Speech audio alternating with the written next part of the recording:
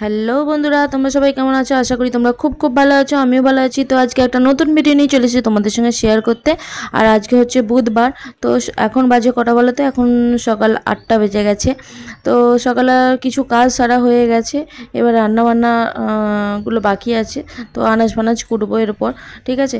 তো এখন বাবাইকে খাইয়ে দিচ্ছি, মুড়ি খাওয়াচ্ছি। তো যেমন গুড় মুড়ি খাওয়াই সেরকমই খাওয়াচ্ছি, ঠিক আছে। তো চলো খাইয়ে দিই, খাইয়ে দিয়ে এরপর আনাজগুলো কেটে নেব। এটা কি বলো?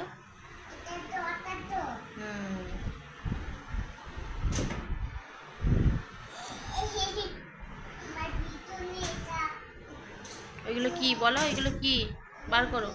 কি ওইগুলো? কি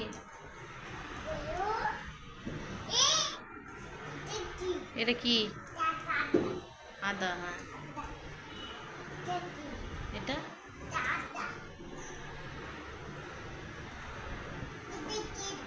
এটা কি?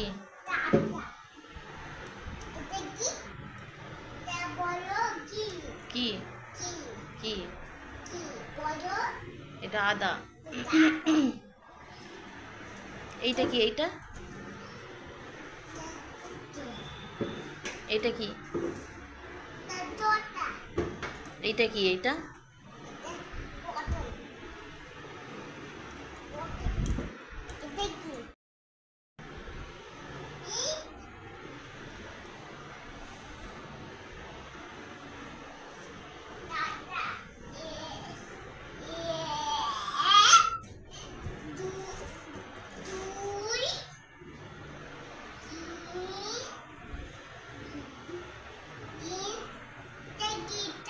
এটা কি? এই যে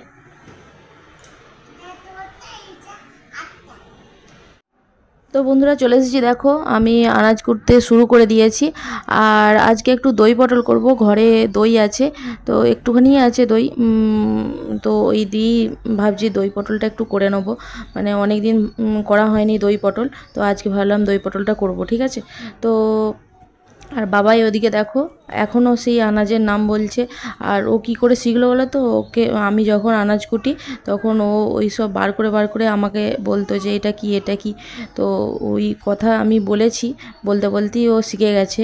এই কদিনই শিখেছে দেখছি, ঠিক আছে। তো আগে বলতে পারতো না, আগে এটা কি করতো, এখন দেখছি বলতে পেরে গেছে।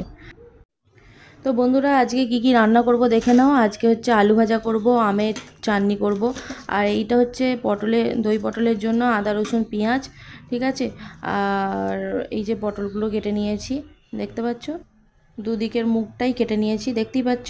তো যাতে মশলাগুলো ওর মুখ দিয়ে ঢুকে সেই জন্য দুদিকের মুখগুলো কেটে নিয়েছি। আর উচ্ছে ভাজবো আর মাছ ভাজবো, ঠিক আছে। এই হচ্ছে রান্না। তো আদা রসুনটা এই শিলনোড়ায় বেটে নেব। আদা রসুন আর কিছুটা পেঁয়াজ গোটা রাখবো, আর কিছুটা পেঁয়াজ বেটে নেবো, ঠিক আছে। তো চলো শিলেতে বেটে নিই, বেটে নিয়ে তারপরে আসছি।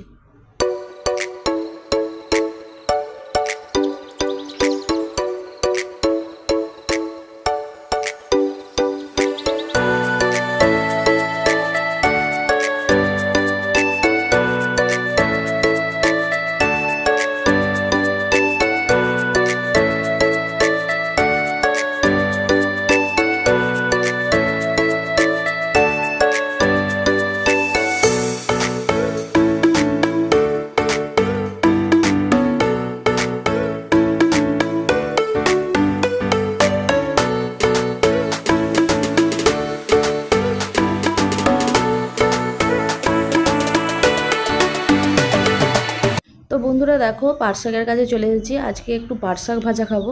তো ভাবলাম যে পাট শাকগুলো কিছুটা তুলে ভাজা করব। তো অনেক দিন শাক পাত খাওয়া হয় না। তো অনেক সুন্দরও হয়েছে পাট শাকগুলো, দেখতেই পাচ্ছ কি সুন্দর কচি কচি আর কি সুন্দর সমান হয়েছে। তো আমার তোলা হয়ে গেছে। তো এবার আমি রান্নাটা করে নেবো। আর এই দেখো পাশে পাশে এই যে পুঁই শাক লাগিয়েছি, পুঁই শাকগুলো বড় বড় হয়ে গেছে। একদিন পুঁই শাকের ঘন্ট খেতে হবে। এই দেখো এই ধারেও পুঁই শাক হয়েছে কিছু, মানে আমি লাগিয়েছি আর। তো এদিকে রান্না করছি। আর আমার মাছ ভাজা হয়ে গেছে, ঠিক আছে, পটলগুলো আর উচ্ছেগুলো নুন হলুদ মাখিয়ে নিয়েছি, আর শাক সেদ্ধও হয়ে গেছে। ঠিক আছে, আর এদিকে আলু ভাজা হচ্ছে। ঠিক আছে, আর পটলগুলো এই দেখো ভাজতে শুরু করে দিয়েছি। ওদিকে আলু ভাজা উচ্ছে ভাজা হয়ে গেছে আমার। এই দেখো আলু ভাজা উচ্ছে ভাজা হয়ে গেছে। এবার পটলগুলো ভেজে আমি তুলে রেখেছি। এরপর দই পটলটা করে নেব। তো দই পটলটা কেমন করে করি সেটাই তোমাদের দেখাবো বলেছিলাম। তো প্রথমে দেখো তেল দিয়ে দিয়েছি, তেলের মধ্যে দিয়ে দিয়েছি পেঁয়াজ, পেঁয়াজগুলো ভেজে নিয়েছি। ভেজে নেওয়ার পর হলুদ আর লঙ্কা তেলের মধ্যে দিয়ে দিয়েছিলাম যাতে কালারটা আসে আর কি। তো এরপর দিয়ে দিয়েছি আদা রসুন পেঁয়াজ বাটা। তো তেলগুলো একটু একটু ছিটে ছিটে হয়ে গেছে। এরপর দিয়ে দিচ্ছি দেখো সর্ষে বাটা, মানে সর্ষে বেটেছিলাম, তো সর্ষে বাটাটা দিয়ে দিচ্ছি। ঠিক আছে, সর্ষে বাটাটা কিছুক্ষণ ভেজে নেওয়ার পর আমি জল ঢেলে দিয়েছিলাম। এই দেখো জল তরকারিটা ফুটছে। এরপর দিয়ে দেবো টক দই। টক দইটা একটু কিছুক্ষণ ফাটিয়ে নিয়েছিলাম আগে, তো ফাটিয়ে নেওয়া টক দইটা আমি এর মধ্যে ঢেলে দিচ্ছি। ঠিক আছে, দেখো দিয়ে দিচ্ছি। এরপর দেবো অল্প পরিমাণ চিনি, মানে মিষ্টি মিষ্টি খেতে হয় একটু, সেই জন্য চিনিটা দিচ্ছি। ঠিক আছে, তো চিনিটা দিয়ে দিয়েছি। তো দেখো, আর এরপর কাঁচা সর্ষের তেল দিয়ে দিচ্ছি, অল্প পরিমাণ দেবো। ঠিক আছে, আর এই দেখো ভেজে রাখা পটলগুলো এর মধ্যে দিয়ে দিচ্ছি। তো এই হলো পটল, দই পটল। তো এইভাবে আমি দই পটলটা বানিয়ে নিচ্ছি, আর কিছু দেবো না। এবার চাপা দিয়ে দেবো। তো কিছুক্ষণ পর আমি খুলে দেখব কেমন হয়েছে। ঠিক আছে, তো দেখো এই দেখো তেল ছেড়ে দিয়েছে। তো হয়ে গেছে আমার দই পটল। এই দেখো, তো নামিয়ে নিয়েছি। এই দেখো দই পটল। তো কেমন হয়েছে অবশ্যই কমেন্ট করে জানাবে। আর ভিডিওটা বড় করবো না, এখানেই শেষ করছি। তো কালকে একটা নতুন ভিডিও নিয়ে চলে আসবো তোমাদের সঙ্গে শেয়ার করতে।